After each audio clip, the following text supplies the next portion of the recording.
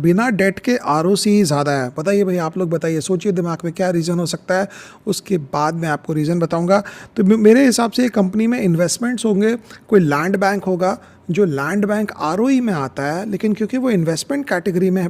लगा हुआ है, वो आरओसी में उसको डिनोमिनेटर में नहीं लिया जाएगा कि because it's not a part of capital employed. और इसीलिए आरओसी जो है आरओई से ज़्यादा है, क्योंकि इन्वेस्टमेंट अगर आपने कोई ज़मीन खरीद के रख लिया है, सपोज बहुत बड़ी ज़मीन है और ज़मीन से कुछ निकल नहीं रहा है, खाली ज़मीन पड़ी है ऐसे ही, और उसका कोई रिटर्न नहीं आ रहा है, तो आपको आरओई जब कैलकुलेट करोगे तो आपको ज़मीन का भी कॉस्ट लेना पड़ेगा नीचे में डिनोमिनेटर में, और ऊपर में क्योंकि ज़मीन से कोई रेंट नहीं आ रहा है, कोई इनकम नहीं आ रहा है, बहुत ही कम इनकम आ रहा है, बहुत ही कम रेंट आ रहा है, तो आप न्यूमरेटर में लोगे तो आपका ओवरऑल रेशियो को नीचे ले आएगा। लेकिन जब आप आरओसीई कैलकुलेट करोगे, कैपिटल एम्प्लॉयड, वो ज़मीन आपके बिजनेस के साथ रिलेटेड नहीं है, ऑपरेटिंग बिजनेस में नहीं है, वो ऐसी एक एक्स्ट्रा ज़मीन पड़ी है आपकी कंपनी में, तो जब आप